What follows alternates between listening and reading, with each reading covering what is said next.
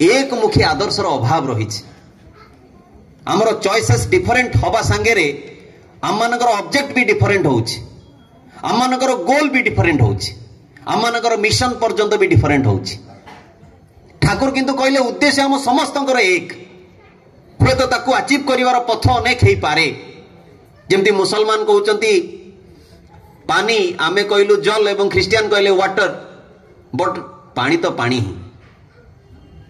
ठीक सेमती ए जीवन रो उद्देश्य ईश्वर प्राप्ति।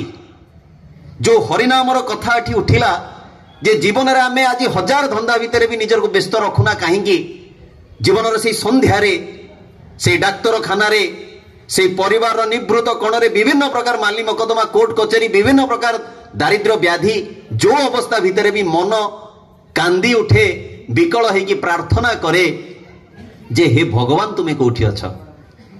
से भगवान मुर्गी हसी कहती